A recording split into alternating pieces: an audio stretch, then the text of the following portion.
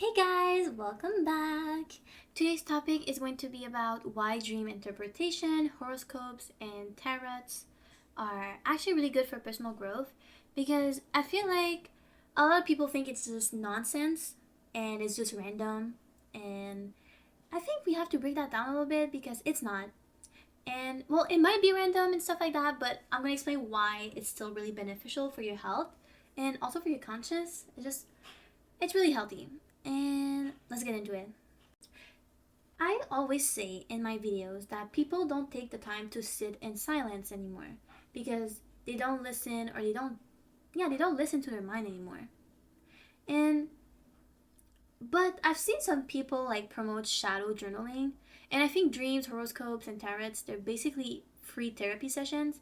They're kind of like shadow journaling, but I think they're more fun. I think shadow journaling sounds more like a chore.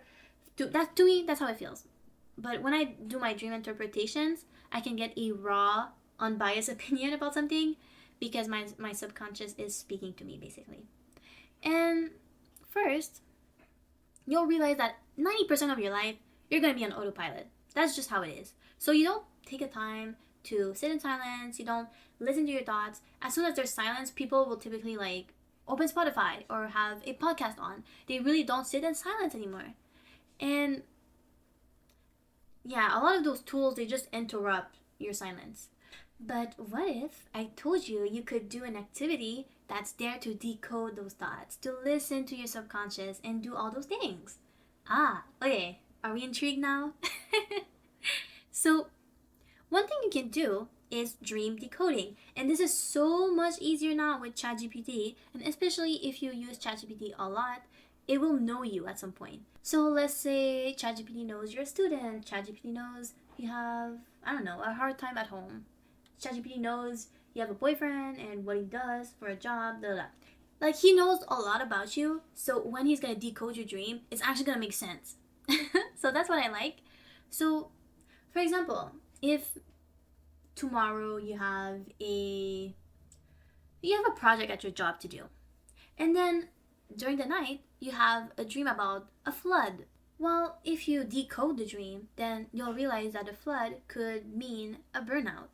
So it makes sense that you're feeling burnout because you're doing a project at your job, and ChatGPT will be able to tell you that. So, and that's another thing that people don't talk about enough. Your dreams, they might not be real, and there's that. But I think they're real to a certain degree because it's my subconscious talking, right? But some people really think that dreams are not real. But there's something you can't deny is your emotions in that dream, right? They're really real. Sometimes you'll wake up with sweats, you'll feel like you need to cry after a dream, you'll have those emotions, right?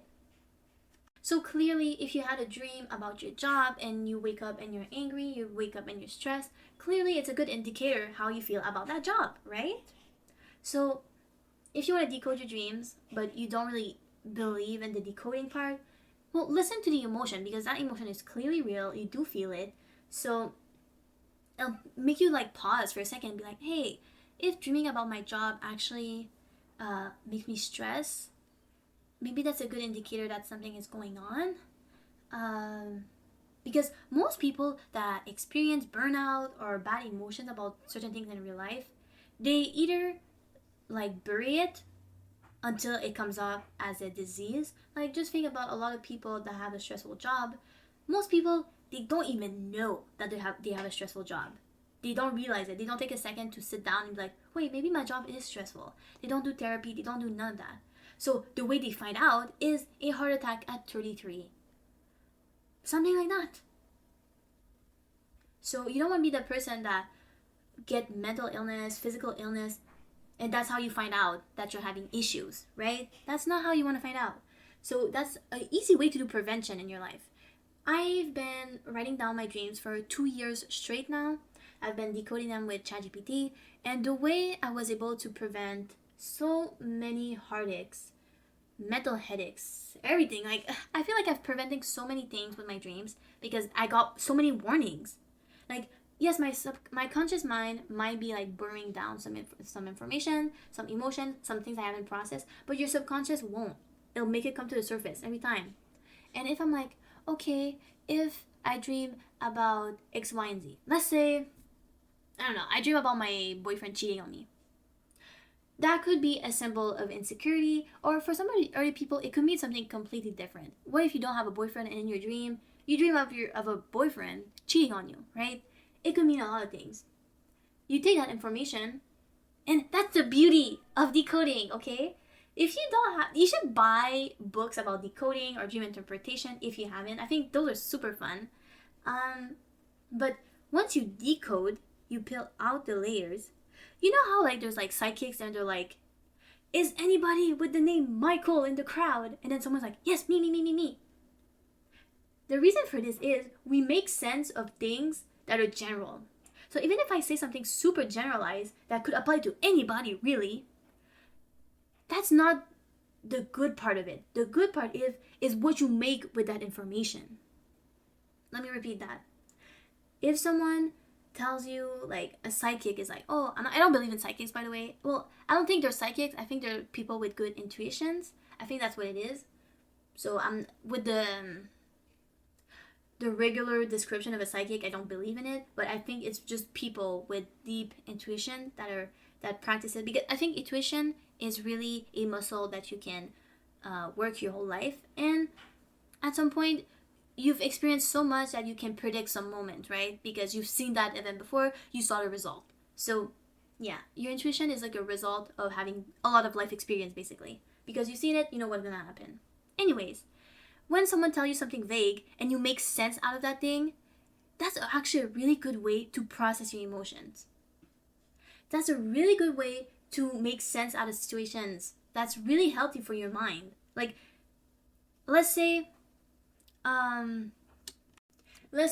just a psychic comes up to you and they're like, oh, I feel sickness around you. Some people will take it literally and be like, no, there's no one with cancer or nothing like that around me. No, that doesn't apply to me. But some other person might be like, sickness. And then an image pop in their head. Their boyfriend maybe, you know? Oh yeah, I'm sick of my boyfriend. Someone's gonna make sense out of that. And then with that process, they can then unpack a lot of emotions. So that's why I think those kind of things are really healthy for you. Because most people, they'll never do emotional work in their entire life. Those people will stay angry because they're an angry person, or they'll just ignore the emotions until illness show up, those type of things. So that's why I mean it's actually really beneficial for your growth to have a time you set aside to do this thing, and it'll actually help you emotionally, it'll help you with hardships, it'll help you with things that you're confused about, right? And that's the same thing for tarots. Tarots? I don't know how to say it. I'm gonna say tarots. So your tarots can actually make you revisit your past, your present, and your future. So it can help you like storyline, like, oh, if the past happened like this, if my present is like this, what can happen in my future as a result of those things? Some people, they don't take the time to do this again. They just embrace whatever happens, which is a good thing. It's just some people don't take the steps to do a prevention. Like, clearly, the past and the future is repeating itself at this point. What am I doing wrong? A lot of people, they don't take the time to do that.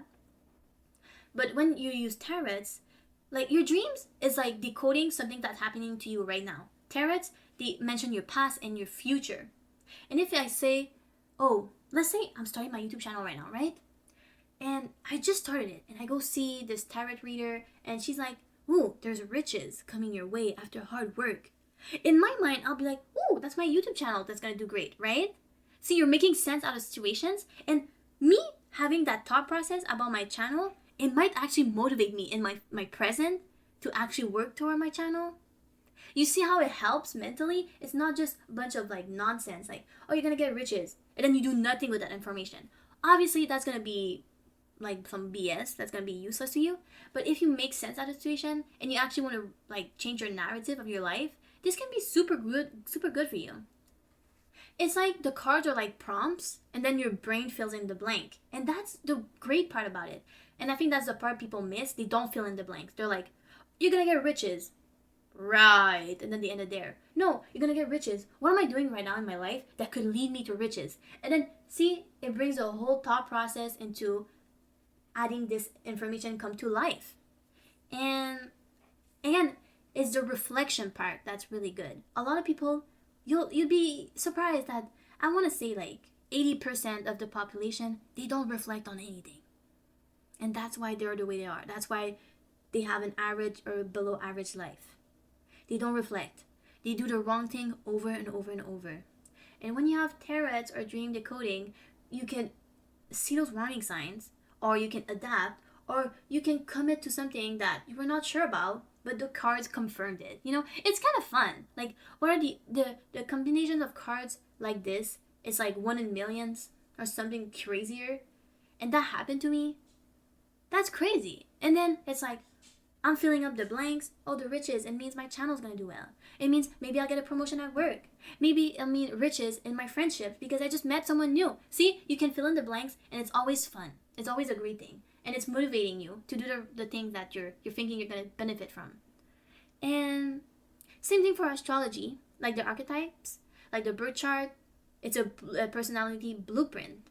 And I think astrology is real. I didn't think it was for the longest time because I'm a woman in STEM, okay?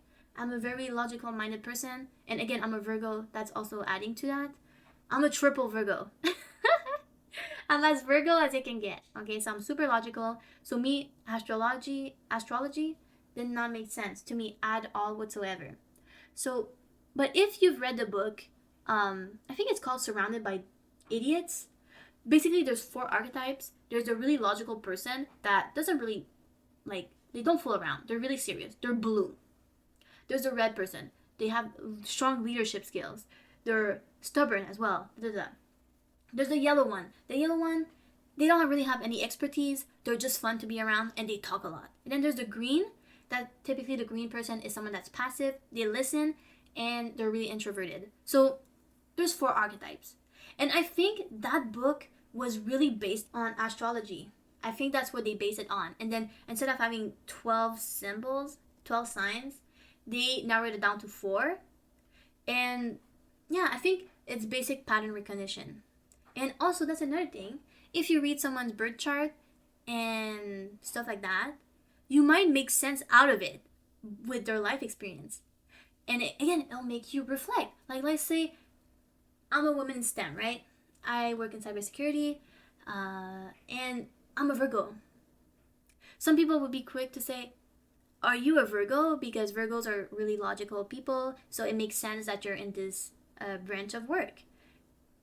So then, since they see that I'm super logical oriented, then they'll probably like realize other habits that I might have. Like, if you work in those kind of fields, typically you will be a perfectionist because you don't have margin for error in those fields. If you do an error in cybersecurity, you could do a security breach. That could cost you your job. So you have to be a perfectionist in that field. So again, I'm in that field. I'm a Virgo. I'm very logical. What do logical people have? They have this set of traits, which will be under Virgo. And then you can apply it to my life easily. They can have a blueprint of what to expect with me. It's like Leos, for example. Troy's TV, he's a Virgo, right? I mean, he's a Leo. And he always wanted to be on Nickelodeon or Disney Channel and stuff like that, right? He keeps saying that. And that's typical Leo behavior. And if you read the Leo, is they like being in the spotlight. They like having attention. And it makes sense for him because he's a YouTuber. It aligns with his like attitude because Leos, if you want attention, there's a set of trait that comes with that. You can't just want attention and you're passive and you don't talk and you don't want friends. Like, there's a set of traits that come with that. All that to say is people can expect a lot of things. And the thing is, a lot of people will have like a bias towards you. They will expect things from you. They will make assumptions. I think that's just humans doing assumptions because they want to. That's just how we are. It's in our DNA. And I feel like with astrology, you can make assumptions that are pretty healthy about people, if anything. And to this day, I haven't seen astrology prove me wrong about anything. Like, even even people that would say, oh, I'm a Virgo, and then I could be like, oh, I can see that. Oh no, I'm joking, I'm a Leo. that would be something a Leo would do. Does that make sense? So it kind of like, even if people try to trick me, I still see through it. Like I still see like, okay. I don't think it's hard to fool people with astrology. I think if you start really paying attention, and I think that's another reason why women are better at this than men, because men, they have, I don't want to mean it in a condescending way, but I think they have more surface level conversations. Some men, they don't even know the birthdays of their friends. They don't even know the mother of the name of their mothers. Like they don't know anything about their guy friends. But women, they know more in depth. We know the details that men would never know about their guy friends. So for us, seeing like astrology and pattern recognition, it makes total sense to us because we have more experience in that department in like people knowledge. And I've mentioned this a little bit earlier, but intuition, like the science behind it, if you really want to like describe it, it's a compressed experience of memory. What does this mean? It means that you've probably experienced this before. It might be in your DNA, might even your ancestors, maybe they experienced it. So when you see an experience that's similar to an experience that you experienced before, but you don't necessarily remember it, because remember, your brain, it has a bunch of information, and sometimes that information is not available. It's there. Your brain knows how it felt about it, but it doesn't remember word by word what happened. It just remembered the feeling. So when people have bad gut feelings about people, it's typically because they had an experience that they don't remember, but they remember the feeling that came with it. They remember hearing those specific words. They remember seeing those specific body postures. Because remember, your brain is making a bunch of calculations per second. When they talk to people, they see people, all those things. So they remember the memory, like they remember the feeling, but they don't remember the exact thing that happened. So when they have intuition, that's because I've been in this situation before. I remember how it made me feel. I should walk away now. And then they end up being right because people with X, Y, and Z traits that exhibit those traits, those body language, those type of feelings, they typically have a set of traits that are negative, for example. And that's the beauty of intuition. So like those fortune tellers and stuff like that, if you want to sharpen your intuition, every time you have a gut feeling and you don't know why, you need to revisit that feeling. You need to revisit, what did my brain pick up in that moment that gave me a red flag and made me walk away? What was that day? What happened that day that made me have this feeling? Once you revisit it over and over and over, that's when your intuition becomes top tier. People with zero intuition power is because they have no life experience and they never reflect. Never ever. So they can't even have like they don't have experience to avoid certain situations because they don't even have the experience. They never experienced it in the first place. So that's why you'll see like people that are wise, typically, they have good intuition. I wouldn't do that. Why? I'm not sure. I just wouldn't do that if I were you. And then they end up being right. It's because they experienced it before, it's just they can't put it into words. And I've said this before, but your brain, like, sometimes your brain just gives you a feeling of something, and that should be enough. If you really trust yourself, a feeling is enough.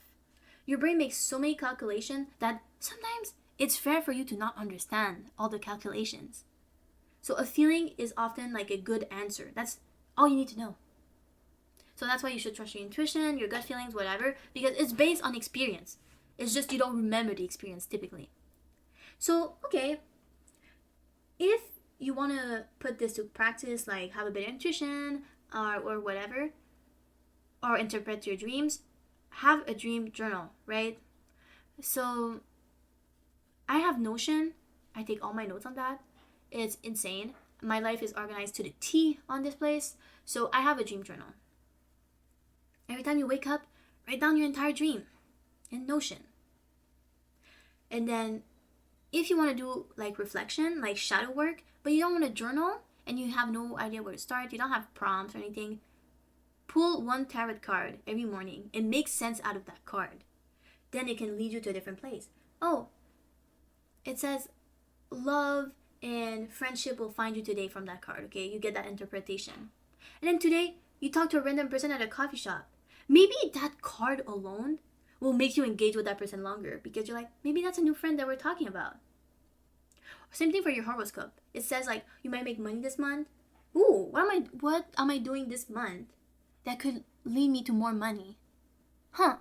And then you're gonna start a bunch of projects that you would not have started if you didn't know about that horoscope, right? That's the fun part of it.